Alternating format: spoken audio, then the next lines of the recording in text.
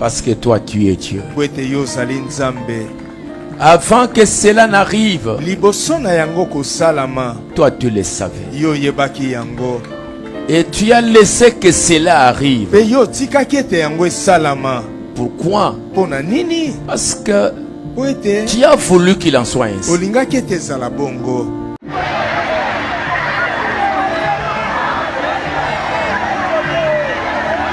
Rien ne peut se faire sur cette terre sans que Nzambe moi à l'auteur nango. Parce qu'il faut dire tout haut. O bakbako rolobate. Jugement Nzambe likolo ya babenga onene. Ya communauté o to benga ba brana mystère. Nzambe azolakisa na basina ba forme nyonso que il n'a jamais été na kati ya message.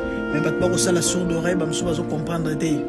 Parce que là, ce sera l'éternité. Quand nous allons tout oublier, nous comprendrons que ces maisons, ces publications, ces écoles n'étaient là que comme des instruments pour préparer ça. Tomoni penza na libanda à partir ya Lubumbashi le boy qui a du message a publié la page na nyonso. So botali même la statue dans Abromona, je suis Shekinah tabernacle. Nous ne sommes pas à l'intérieur de l'église. Tozali na kati ya losambote. Nous sommes dehors. Tozali libanda. Yaonde apota dioka moto epeli bato bazoye ba origine ya moto te ebandeli na kati. Nous sommes à l'émission alors bomoni Nzamba juger bino. Bolobaka Branham Dieu Branham. Est-ce que Shekinah bateka Branham Dieu? Nabi Sabino ezaka na courant ya message batu musu bateka Branham prophète bamsu bateka Branham Dieu bamsu basoutenaka polygamie bamsu basoutenaka monogamie. Si pour nous ça nous paraît incompréhensible,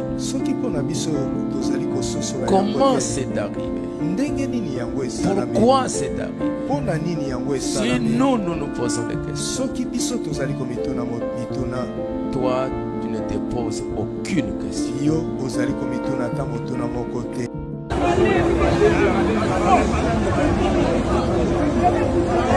Botala ba bêtise babuzobe koleka na kati ya communauté oyo tongo midi poko ba misusu Branham Nzambe misusu bati na koma Branham Bible to sale la racine nous sommes réellement des chrétiens. Qu'est-ce que la Bible nous dit? Ce qu'ils font, ce qu'ils disent là, la Bible les a mentionné comment mater. Nathalie Nabia Bible elobi ya solo mon peuple périt par manque de connaissances. Libota Nzambe ndeke ndakokufa bien aimé za libota ya Satan te libota ya Nzambe ekendaka kokufa parce que ezani koyeba. Pona mutu nyonso interprétation moto o ezaka Satana mutatumbi Satana masumu eleki Satana tu. Moto pendant 2 heures du temps ta pompier morote. Bandi me bako bunda bako ko mekanzoto bango moko. Mais modèle moto on epeleli nandimite ata tonga eko zala visible to pe ko tika la tout brûler. Bobo sanateza makambo ya église. Église batala ngo na miso nzoto te. Batala ngo ka na miso nzoto to tala ka bo église ka eziki te batala ngo pe na miso molimo. Bon dembo accueilli donc tout ça va toujours.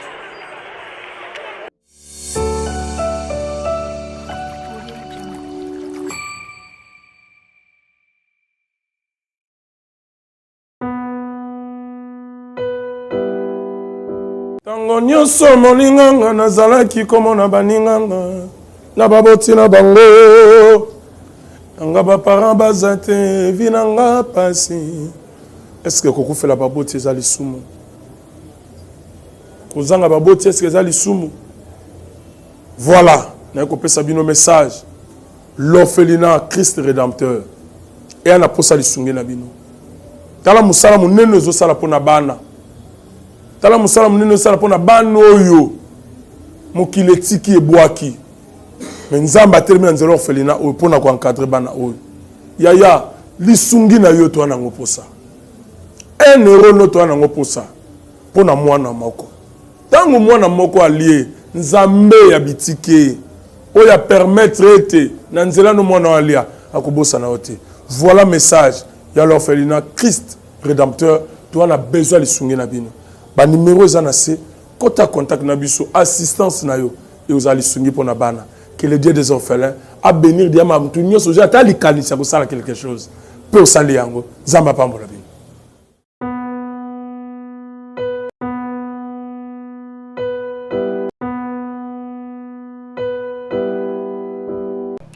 Merci Balana Nouvelle Tendance, merci encore une fois chez vous, dans vos maisons, Episcopo Yambo, rendez-vous na Kitata, les grands Ouazalen de du message. Naebi ke émission Oyo et Bandé Kozila Mamakasi, parce que depuis lobby, à partir à 5h, tu vois qui nouvelle que l'église de Shekina Tabernacle et Zouaki Moto. À Kanisi, beaucoup de a déjà ba image, na régie bako tselanga ba image, kotal sandenge, na kitaki sur terrain parce que Ezaki a bisonde ezikaki. Alors na kokai kozala occupé te la mamaka mususu. Il fallait ka kenati kanyonso pour que na kende ko tala événement oyo ya triste ya pasi ya mawa na moni ba bien aimé bazolela.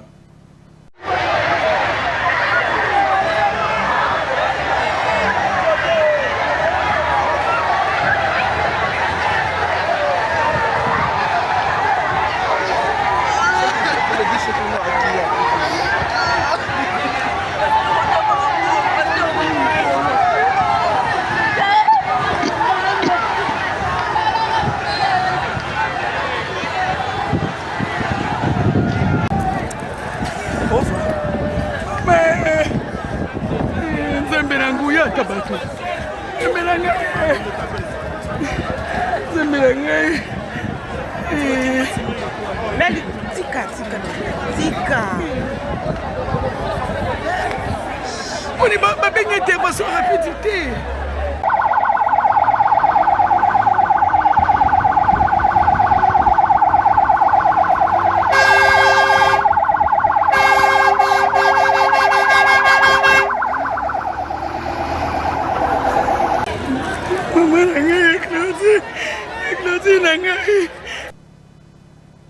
Non, qui sont mon amoni makambu donc vraiment dimanche à l'obéza qui passe pour la biso bato message oyo kaka événement deuxième événement yango ya liboso zaki ya mai on a écouté zaki likambo et toucha qui na population congolaise mais au penza particulièrement pour la biso bato message na bandeko ba église vraiment que Dieu vous bénisse parce que tout le monde a qui mobilisation ya bandeko na ba pasteur mususu pe ba ki ko consoler biso par rapport à la situation oyo.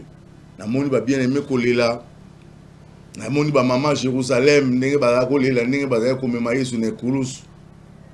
C'est pourquoi to le bielo komoko eza que Christ tanga zako ke na croix abande ko kende pour na victoire. Bato baso mituna mais église yango baso lela nini? Likoloka église ici que ça kutunda kuna bango te baso lela nini?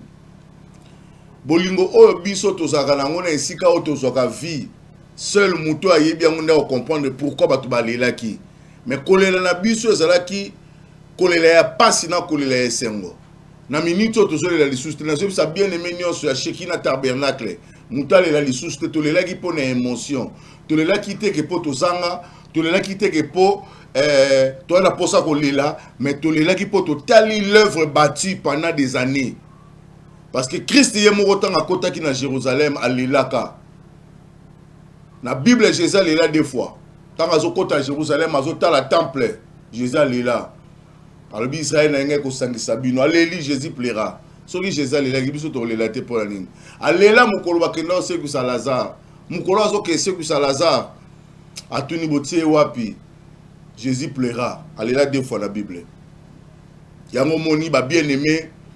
Ma maman bazolela je crois na retient la bino to sala moi élément moko ya ensemble makamnyo so bokomona ndenge événement lekaki église na bino kitoko botungi na ba condition moko ya malamu na église wana ezika tongo mo bo ale interprétation ba kino payé ba kino bandi koloba ba bandi kokota ba Facebook ba YouTube bandi ko sana ba na ba analyse bandi ko atako analyse yango ezaka ke suri kaka makambe sami fosa analyse non oyebi no makambo nzambe te fosa analyse.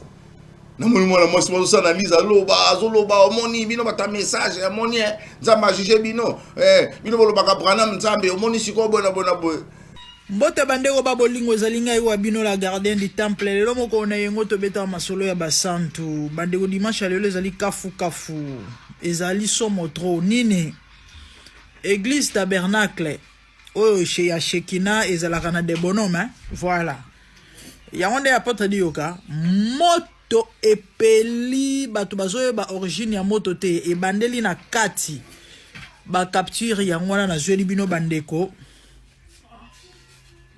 moto pendant 2 heures du temps ta pompier moko te bandimi bako bunda bako komeka nzoto bango moko mais modèle moto wana epeleli na ndimi te ata tonga eko zala visible to pe kotika la tout brûlé. L'homme spirituel juge de tout. Dieu parle cependant tantôt d'une manière, tantôt d'une autre, mais c'est l'homme qui ne prend point garde. Je crois que bamoni ba image wana na TikTok, awa na Facebook partout, ndenge batu ba kolela. Baza kolela, Seigneur et quoi, Seigneur Nzambe. Et mes frères et sœurs, étant sentinelle, bah prophète, tu as besoin ministère à risque parce qu'il faut dire tout haut. O bat bakwa rolobate. Jugement Nzambe, likolo ya babenga onene. Ya communauté, o to benga ba branamiste. Nzamba zola kisana ba sina ba forme nyonso que il n'a jamais été na kati ya message. Mais bat bako sala sourde oreille ba msuba zo comprendre te. Botala ba bêtise babuzobe koleka na kati ya communauté oyo tongo medi poko ba misusu Branham Nzambe ba misusu bazo batibat na koma Branham Bible to sale la racine nous sommes vraiment des chrétiens. Qu'est-ce que la Bible nous dit? Ce qu'ils font, ce qu'ils disent là, la Bible les a mentionné te comment mater. Pona Rosala Nzambe, il faut Rosala éternel. Branham n'est pas éternel à Koufa. Bandeko, c'est compliqué. Ba bêtise ba bavure ba pasteur ya message ba ko sala Nathalie Nabia, Bible elobi ya solo mon peuple périt par manque de connaissances. Libota Nzambe ndeke ndakokufa bien aimé, za libota ya Satana te libota ya Nzambe ekenda kokufa parce que ezani koyeba. Pona mutu nyonso interprétation moto o ezaka Satana mutatumbi, Satana masumu eleki, Satana tumbi. Mais na opesa bino mo enseignement moké par rapport ya situation parce que na makambo tout ça la partie physique, tout ça la partie spirituelle. Bobo sanateza makambo église. Église batala ngo na miso nzoto te. Batala ngo ka na miso nzoto to tala ka bo église ka ezikite batala ngo pe na miso molimo. Parce que Nzambe pas ko loba likambo malobi ngo na langage moko. C'est pourquoi la ligne na ramener bande konyo sur ya message. Partout bo bengi nga mokili mobimba. Oui eza passe comme libiso to leli dimanche. Batu ba sambelité to ke ba église te 5 heures moto peli. Pendant que quitte zaki préparé. Mais tu peux sous merci na le pasteur Dioka parce que c'est un bon berger à la qui s'y pena maturité. Oh ce pasteur musoko ko ya ka wanati. Ba niveau mbongo ebimi wana. Ako piquer crise à koufine pe ba mbala mo pe krat. Mais vraiment pasteur Dioka matondo. To moni penza na libanda à partir ya Lubumbashi le boy ka di message a publier na ba page na nyonso. So botali même la statue dans Bromona, je suis Shekina tabernacle. Parce que Azaki présente, soit Azaki présente, Bromona boyka wana mais Azaki présente mais a lancé déjà la page union sur déjà que je suis Shekina tabernacle. Pour na kolaksa été azo partager douleur oyo et le mona bande konyo sur Shekina tabernacle parce que c'est notre église. Tout le monde peut Carlos. Ah, Carlos, na c'est pas na Carlos. Batu balobaka, oh, no ma be pour na Carlos. Vraiment Carlos a coli par rapport à Nyon to salier. Vraiment la kisi maturité pena coli. Na moni Carlos aye. Hein, aye pena la camarade à papa na bango. Vraiment avec un bon message. To pesio merci le pasteur Carlos Boye. Faut kola les amakam, faut kola. Okoma mukolo bando réfléchir boye, c'est ça. Et là biso to linga ki angoyo. Vraiment to zong sur matonde parce que to mona ki présence na yo, na mona ki pe grand frère Carlos Pazaki wana et tout moni ba pasteur rebelle bayaki vraiment nzamba pambola bino Paul Dembo kutu donc avant kutu ba Carlos ba Paul Dembo déjà kitaki déjà wana tout ça qui ba image na kasi boso mona déjà ba image ya wana vraiment c'était trop bien ils allaient qui événement moko vraiment totika la robot un événement autre mais tous une interprétation pour la robi sabino ezani parce que spéculation congolais ezanga raté congolais avant ça analyse na makamba ko ça analyse té congolais ko loba makambo italien té za makamba molimo za makamba nzoto té to monaki première frappe o ebetaki église ya Shekina ezaki mai mbula ebetaki na moni batu bandi ko sa analyse ki oh non ndenge mai wana etonda ki ceci réseau ki na ba câble parce que soki to ko bisa bino église ezali na structure ya bien sur le plan électricité eza Shekina tabernacle ba câble de wana ezara inga ba construction na ba sala na ba matériaux moko trop professionnel des églises ko ko pela moto ndé wana ti mais epeli moto cause banité parce que belé batuna mingi bazaka ke asimba kit so asimba kisi to muta simba banda kisi banda kala soki asimba kisi banda ka fallait Shekina wanga munde pela moto ti to longo kune peli moto te to komi nga munde pela moto eza makama nzambe alors lokola biso za bato spirituel to lingi to esko ko bisa bato message parce que bato message ba tinga baza situé ba yeba épiscopo yebisa biso yo zalaki wana eza nini la première déclaration le pasteur Dioka alobaki déjà que banquette eza ko sala mapona ko yeba nini oyo esali ndengwa ndeko nanga bakini marché pelaka moto bakini marché pelaka moto kini marché sika to somba biloko kolia epelaka moto banda kwa batu epelaka moto nini masumu eleki nini au poste nini on a tra immeuble on a très pela maman la moto tumba ba dossier ba makasi zale kuna na kati pour ne citer que ba o wana donc moto ezala ngo image ya satanati alors nazo songa na jugement na bi Shekina tabernacle eleki na jugement ezali non seulement na Shekina tabernacle mais ezali pe pona Congo pourquoi pona Congo to banino na Shekina tabernacle nzambe liboso a détruit mokili na mai.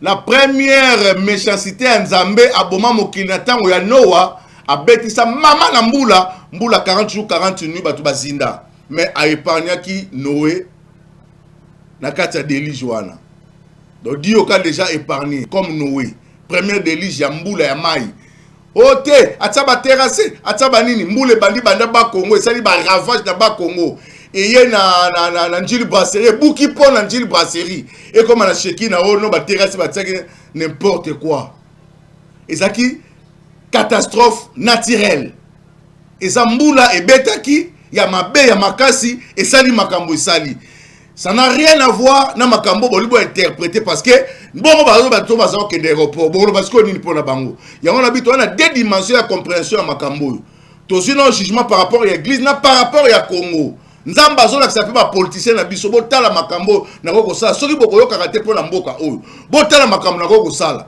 pola ma njile karamba bato ba voyager te ezaka te Shekina mutesambela kité mais bato ba voyager te alors deuxième frappe nzamba beti na mokili ko beta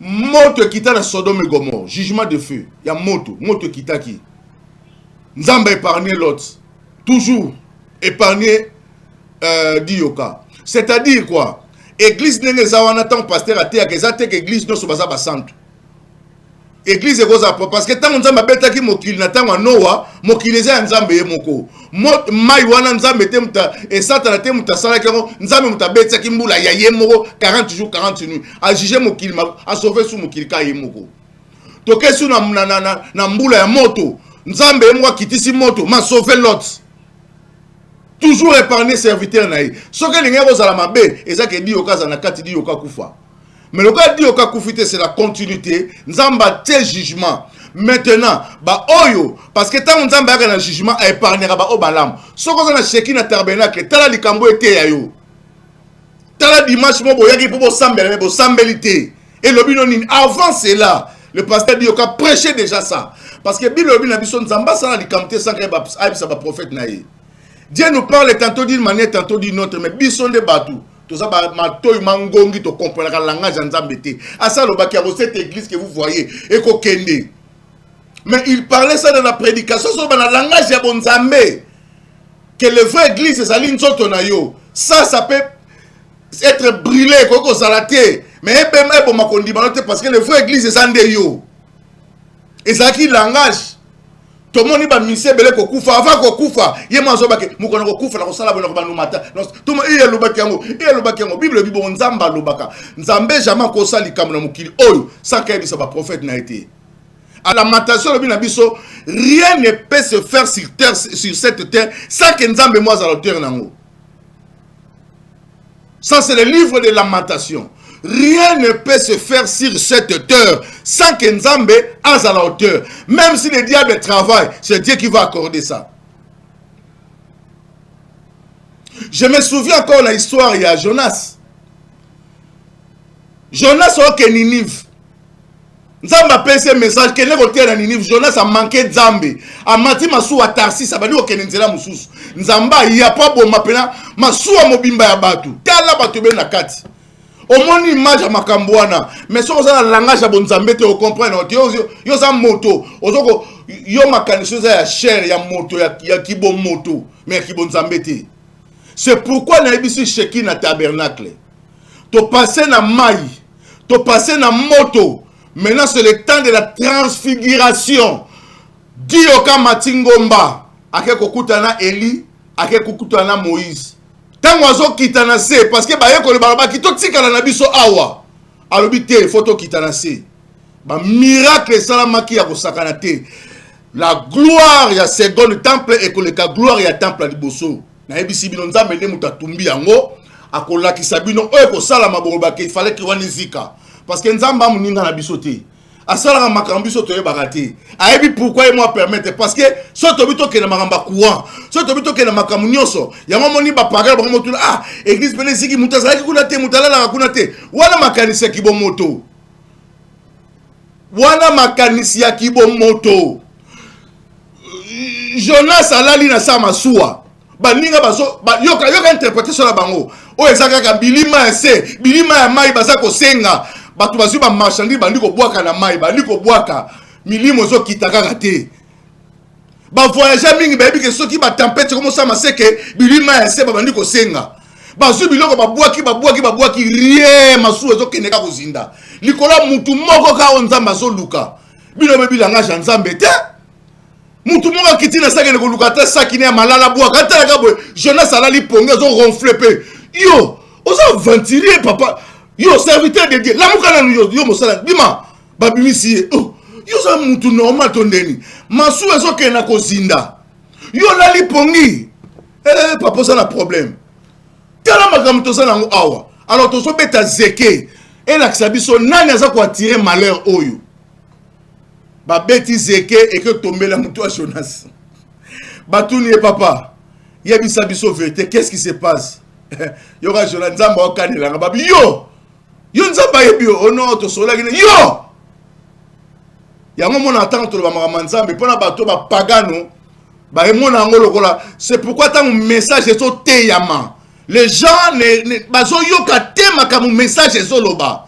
bango bazo tala Branham nde moko bengi muso asale mission alors ba moni nzamba juger bino bolobaka Branham Dieu est-ce que chekina bateka Branham Dieu na ebisa bino ezaka na courant ya message batu musu bateka Branham prophète ba musu bateka Branham Dieu ba musu ba soutenaka polygamie ba musu ba soutenaka monogamie na lobela bino na munoko nini mais muto ayebine makamba nzambe te avant pe na te ba ndiko bomoni nzamba beti bino omoni shekina obona boye bolobaka Branham nzambe ceci cela bino l'église aba dénominationnelle bosaka débat sur trinité bolobaka ba musu babaka au nom du Père du Fils et du Saint-Esprit musu babaka au nom de Jésus. Wana débat ya divinité te ya bonzambe te wana za na problème te ba musu babaka soko sali na komba tata mona pe molimo santu okota lola te nzamba ebiote so babatisa na tata mona pe molimo santu okokota te ba musu babite na okota musu babite fo baka au nom de Jésus bosala ka débat moti so banani basana na raison est-ce que ça bino moko te batu bosala makambo wana Mais si vous avez un message, vous voyez que le message ber, c'est comme si le message des âmes à bé, binone bozana makamute, bamsou masangato mela na biso essaye l'autre, bamsou to melati. Qui bino, badeno, bino. Vous avez pas contradiction? Mais là, c'est comme si message, oh non, au monde ya lobaki boye, bango basala ka boye. C'est ça le problème. Tant que journal ça va dire qu'on interprète bando loba, bango loba mu tout et ça la bien té. Ba ni nango abi nzambe mto alandanga babi nzamba landa yo abi oh yem to alandanga abi so boyenga na mai maramono se aussi là ah papa babi non assistance à personne à danger to boko na mai té baba ni capitaine bandi ko luka bandi ko meka waya babi de plus en plus masu ezo keneka na kozinda alobi na bango bobwa kanga na mai nzamba tinda kingai na kene kotea na ninifi na boyi na kena nga tarsisi yango moni azo landanga so bo continuer to kufa na bino awa tala makama nzambe ndenge zalaka langage ya nzambe babi en tout cas makila ne ya na biso te na mutu na ye moko yango tolobaka na typologie Jésus Christ pe balobaki makila na ye na mutu na ye moko ya biso te. C'est ça le problème. Bazuye babouake na mai minute bika tabe mbisa munene na ye babi mutu pe za modi pe na mbisa ya melie ba. Batu baketa sis babeta masolo ke ezaki na prophète moko akufi. Tozaki na nini tala makambo papa si matango baka kabwe Jonas a na brasa so teya. Et les choses de Dieu. Jonas na sali bo mbisa bando sambe binzambe. Na comprendre yo siko landa ka mutu kakati yo linga ka sala makambo yo lingi. Soko permettre la mbisa santa na koteya, abi koteya allez. Musique ne boa ke na Ninive. Voyage à Jonas à sala ngona libuma mbisa kenal masuati. Bino bomona mama nzambe za physique to beta masolo alelo ke pesinga kanda mukuna soki pe ya solo soki pe lokuta mukuna azolo bakiono lokola shekina eziki babatu no sto shekina bokota kilti kuna te boya na seka pote ya bango mateni po yo te al matea ba lepre o te ya bango mateni tala ba mukuna msubo lukaka makambo bozana makambo nanu awe silibino te na Moïse mbiye ozoku bakisa soku luka makambo poni ba problème ko luka makambo boy oh yo niveau côté à maté à message yo côté à 700 côté à chandelier côté à 7 HD yo maté no côté à ba message ba yo ka maté no côté à bango ça nini papa soki yo mto saki publication ya mwana po boloba ngai soki yo mto sali déclaration muku na retirer ngo tika ko luka ba problème bozo na problème na Moïse mbiye ondimaka Moïse mbiye awa sera yembaka gege o côté la kaye boutika ye beteli sa ya nzambe sikoyo oligo tika kokota makam tala neti mutoka kabundi walesa malgré la beta kananga ye awa mais asali geste moko louable aye a reconnaître au moni sikoyo bino bofinga ka shekina bino bofinga ka message bino bondima ka message te pasteur la bino sikoyo ye wana lali na tolo na se na kati ya shekina tabernacle sikoyo kuna asambela Branham n'importe quoi au moni ngo sikoyo moni nzamba jarabino ils ont participé mawa. Yango na pesi bino na interpréter bino sur le plan spirituel. Na yebisi bino ce qui s'est passé. Et to yoki papa dit yoka vraiment non. Non, na mona mutandi wana te. À rassembler Batou, à exhorter Batou et puis prier à sali non, epate ngai. Et puis là on a mona malamu ezali tant sheki na eu problème. Congo mobimba, ba gouverneur mobilisé, ba pasteur ko kipete. Et tielga Simon Kimbangwaya. Soko soko kanga yaka Simon Kimbangu to mono kuna. Ba tutu ba so yaka ko compatir papa en tout cas to ebi papa ba yebi na makama mabete ba biblia yete ba yoka na sanga mabete c'est ça. C'est ça l'homme de Dieu.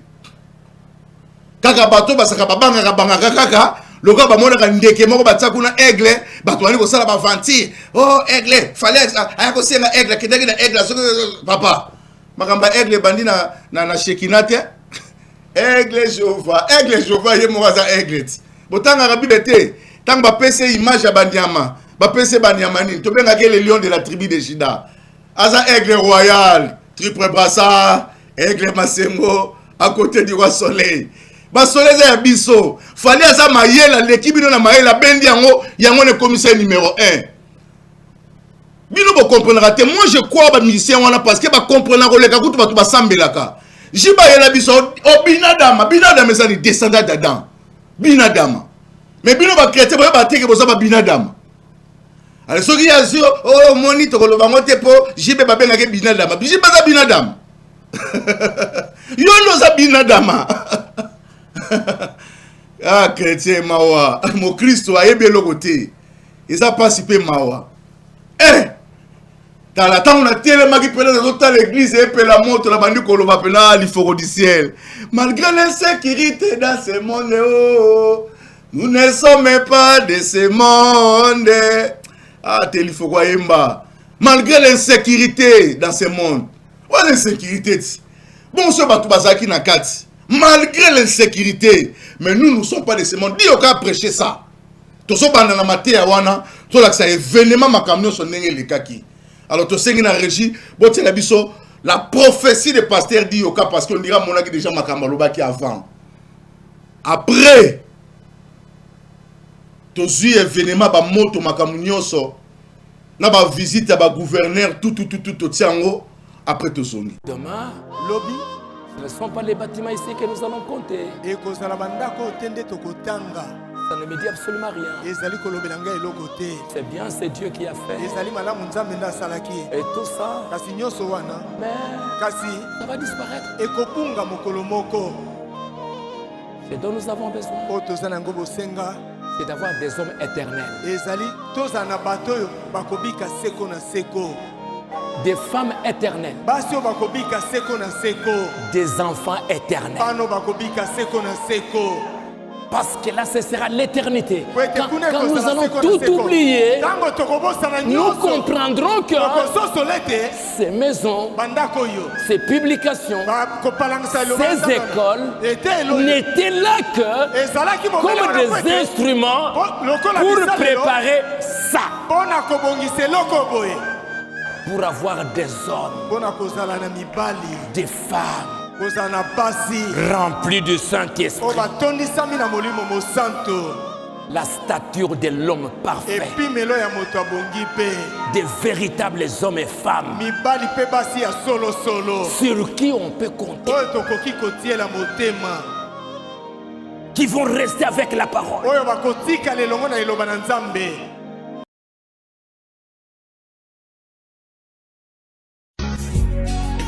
Job a perdu tout ce qu'il avait. Les épreuves, qu'est-ce qu'il fait dans l'angoisse? Qu'est-ce que j'entends? Les désirs,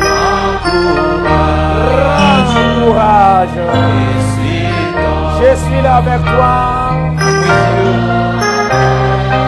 Nous ne sommes pas à l'intérieur de l'église. Tozali na kati ya losambo te. Nous sommes dehors. Tozali libanda. Pourquoi? Pona nini? Nous ne pouvons pas expliquer cela. Tokoki kolimbola yango te. Mais toi qui es Dieu, kasi yo ozali Nzambe.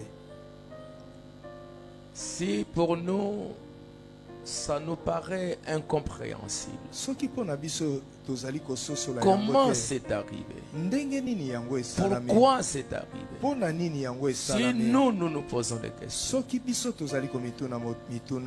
toi tu ne te poses aucune question. Parce que toi tu es Dieu. Avant que cela n'arrive,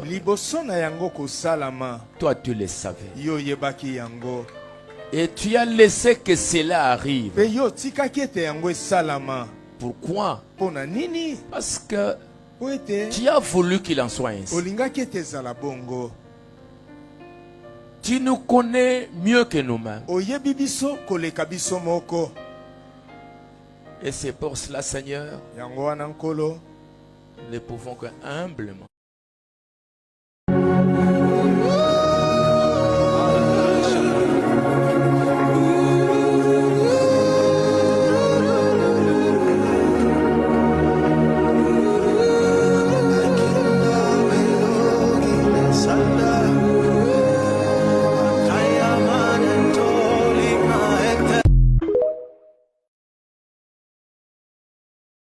Ndembo accueilli, donc tout ça va toujours.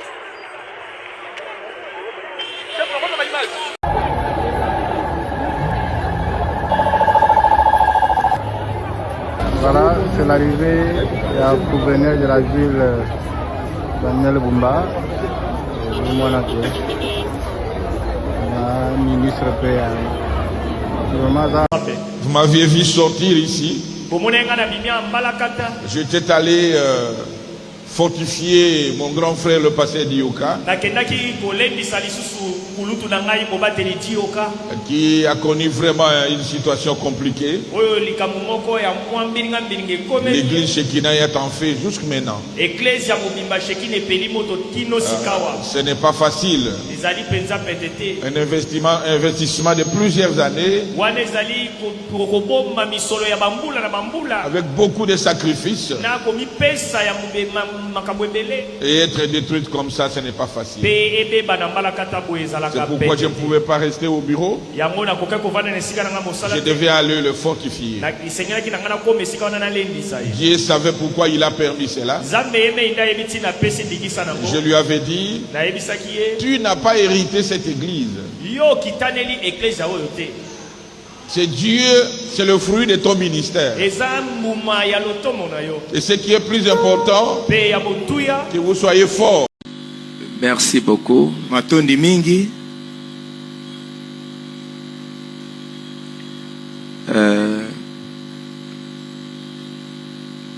Comme je l'ai dit, nous avons reçu beaucoup de messages des pasteurs.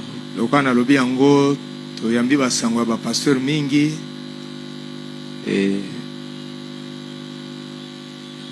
pasteur Carlos de l'Assemblée de Rigini, Baruti Tabernacle. Pasteur Carlos Yabaruti Tabernacle. Nous avons reçu aussi les gouverneurs qui étaient venus. Il est resté un peu longtemps avec nous.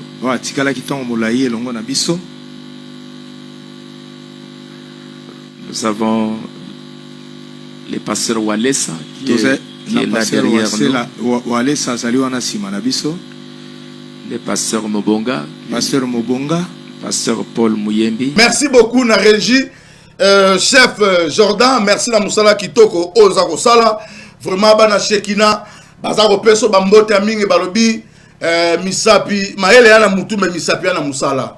Nzamba pambula yo. Alors na lingi na sala mise au point ya suka. Na moni batu bandi ko propager maka parce que to zaki wana 5h. Na 5h makamni le gaki kabase les zaki na porte wana. Et ça là qui wana pona kotala makamni les zako le kana 4 parce que ba soulèvement le gars ba bitumbe bana ko sala batu ke pas sango non ba frère Shekina ba so bundisa batu batu ba ko ba bomba moto ba aider bango ba boy non.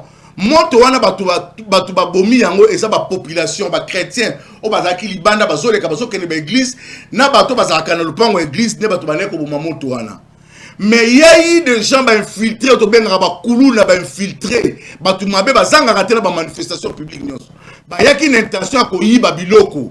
Alors, frère, ils sont vigilants, en plus, ils sont Shekina. Ils sont en faire vision. Ils filment n'importe quoi, ils ont caméra, ils ont n'importe quoi. Ils ont surveillé, même un épiscope pour Yambo. Na kota ki na kati te pona kele ko no filmer ko sala ba interview. To kota kaka to suis Paul Dembazo ya tititi mais to kota ki na kati te to ba ça parce que ba émotion ezalaki. Mutu muso ko ba ni ko filmer ni ko ba n'importe quoi ni ba to ba ne ko ba fu ba ke na zo filmer zo ba nous a presté. Oh bino mo ka bano ba linga caméra te neni caméra ça ba no ba linga bino mo ka bilobela.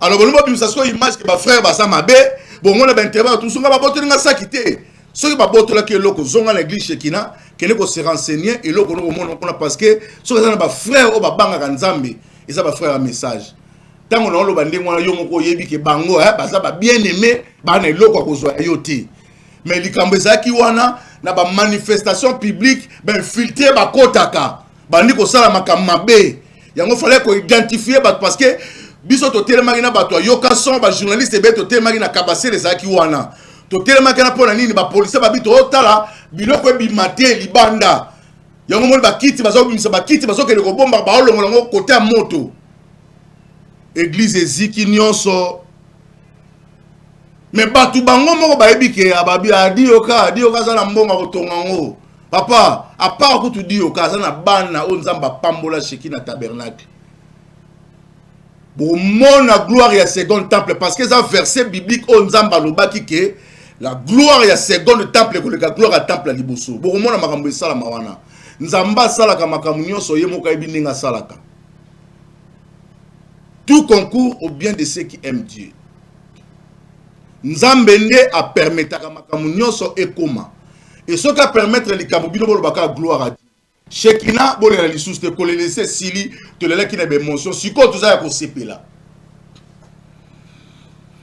Pour nzamba ko visiter sikoyo. Boko mona niveau ya Shekina tabernacle. O ezaki liboso ani bosasu yango te. Lipamboli tangwe yaka babieleme na babieleme Noah na okanisa yo lipamboli tangwe yaka e yaraka na bitumba na lipamboli nyoso ave ya il fait tumba ya e balobi na biso aussi longtemps bitumbeza makasi élévation pe saka likolo makasi nzamba sali ke mokili mobimba siko etsa misu na Shekina tozaki na actualité ezaki ya ba lépreux to fasango ils sont là bas lépreux. Est-ce que vous avez checké dans tabernacle? Misusko eza kuna mutu nyonso ka kuna. Nzamba ebo ben d'actualité. Apesa ngo biso. Yo kasi checké neza ngimbongo otonga temple wana. Ah, to beta masolo mususu. To beta masolo mususu. Mutu ozi ki église amune na vai na otala lokola ndako payoti mutu ezika. Yo mona ba fantir. Ah, voilà, autre net Sabino Yangwana, Bandeko, Bouzona, Nabiso partout. Ils ont dit que message, érotique à la message. Bon, Balingue Baya na Makamamabe, pour Baya salir message, tu as vu Siminoka qui est beaucoup kate, parce que message érotique à la message est au pessi lumière par rapport à tous les rumeurs. Oh, nous sommes tous les gens qui ont vu Siminoka qui est en Dingwanate, Montepelaki, Yemoko Boyoki, pasteur à l'Obiké. Origine en et banité mais biso to sono sika gloire et pas enkolo yene muto pesaka yepende muto aswaka lokola permettre que salama parce que yenda zanzambe tout concours alors to kutani prochainement épiscope Yamboran de Kita rendez-vous na Kita ta les grands wazalendo du message. Merci Banakin bana monde entier. Merci bien-être. Sougala café logo logo na mêlé logo mais le logo est amabe. Il y a bien pour na panne technique mais ko sale la on ndenge amabe te sale la ngo pona mama. A célibataire to lingi bino ate. So maka boma mukolo bala. Pourtant mzo ba produire ngo soute. Merci bien-être yango yo. Lukango benga ndeko nanga alendele ye mutu ayebi esika ko fournir yo autant que tu veux $35 et belé na kati. Sobo melika moko de joga bien bémoroïde banini tout ça bilialia vanda musala banini et réparer yo système ya break et réparer yo pe fonctionnement ya break de break donc et pe son fonctionnement ya bien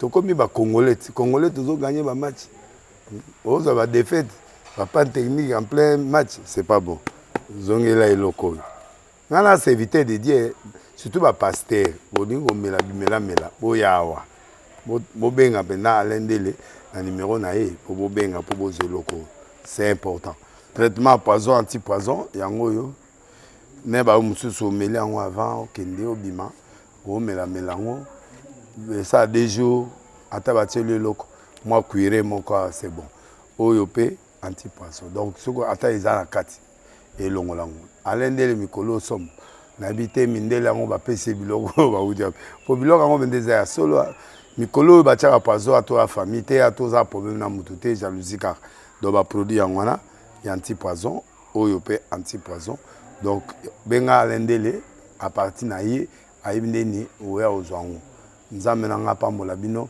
mi batela mboke komi biete bato komi na jalousie oyo tozo comprendre desute bana mike bazo kufa mikolo bazo kufa ba otana bana bébé ba poisson.